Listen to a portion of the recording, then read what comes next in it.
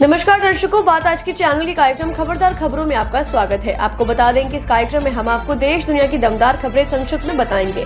तो लीजिए आज की खबरदार खबरें।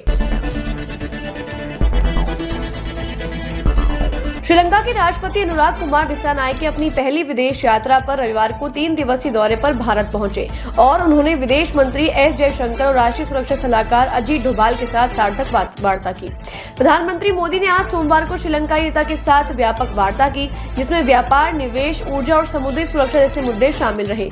जयशंकर और डोभाल के साथ दिसानायके की अलग अलग चर्चाओं में दोनों पड़ोसी देशों के बीच और रणनीतिक संबंधों को बढ़ाने के तौर तरीके सहित समग्र द्विपक्षीय संबंधों से जुड़े मुद्दों पर चर्चा हुई।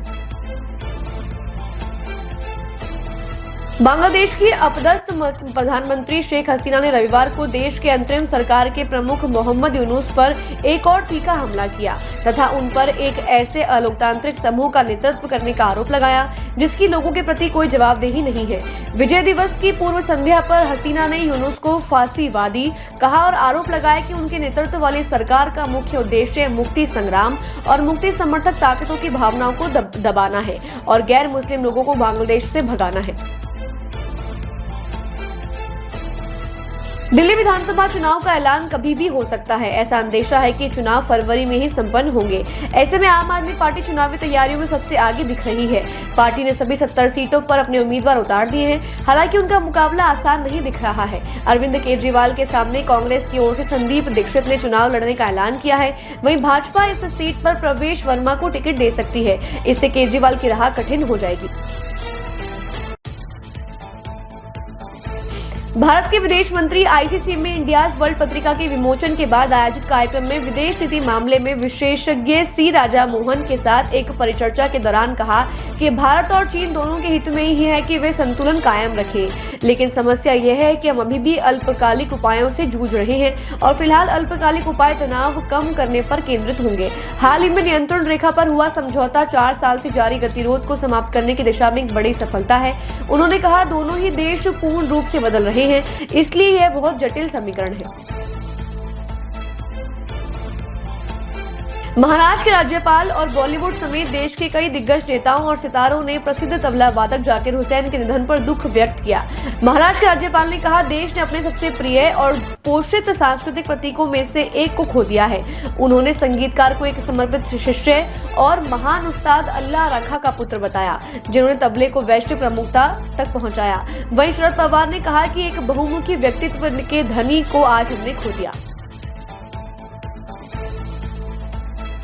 आज किसान पंजाब के बाहर अपने ट्रैक्टर्स के साथ मार्च करने जा रहे हैं। बीते दिनों किसान नेता ने ऐलान किया था कि 16 दिसंबर को पंजाब के बाहर किसान ट्रैक्टर मार्च निकालेंगे। किसान नेता पंधेर ने यह भी कहा कि मार्च के बाद 18 दिसंबर को पंजाब में रेल रोको अभियान चलाया जाएगा। उन्होंने सभी पंजाबियों से बड़ी संख्या में भाग लेने की अपील की है। वहीं किसान नेताओं की इस घोषणा के बाद पंजाब और उसके आसपास के राज्यों की पुलिस सतर्क हो गई है और कई जिलों में नेट बंद कर दिया गया है। मौसम वैज्ञानिकों ने बताया कि फ्रांस के मायोट क्षेत्र में चक्रवाती तूफान चीडो से करीब 100 लोगों के मारे जाने की आशंका है। फ्रांसीसी क्षेत्रों में आए सबसे भीषण तूफान ने द्वीप समूह में कहर बरपा दिया है। वहीं सूत्रों ने बताया कि मरने वालों की संख्या हजारों में हो सकती है। मौसम और प्रशासन ने कहा कि वह कोई विशिष्ट आंकड़ा नहीं दे सकते। महानगर में फ्रांसीसी क्षेत्र से होकर गुजरा ये तूफान 200 किलोमीटर प्रति घंटे की रफ्तार से अधिक तेज हवाओं के साथ आया, जिससे अस्थायी आवास, सरकारी इमारतों और अस्पतालों को भारी नुकसान पहुंचा है। छत्तीसगढ़ के बालोद जिले में आज सोमवार सुबह एक भीषण सड़क हादसे में 6 लोगों की दर्दनाक मौत हो गई, जबकि 7 अन्य घायल हो गए। यह हादसा भानु प्रतापपुर दल्ली राजहरा मार्ग पर चौरा पवाड़ के पास हुआ। जानकारी के अनुसार एक तेज रफ्तार ट्रक ने उल्टी दिशा में आ रही एक एसयूवी को जोरदार टक्कर मार दी। इस भीषण टक्कर से एसयूवी में सवार 6 लोगों की मौके पर ही मौत हो गई। हादसे की गंभीरता का अंदाजा इसी से लगाया जा सकता है कि कार के परखच्चे उड़ गए। प्रधानमंत्री नरेंद्र मोदी ने 1971 के युद्ध में पाकिस्तान पर भारत की जीत के नायकों को आज सुबह सोमवार को विजय दिवस के अवसर पर श्रद्धांजलि दी।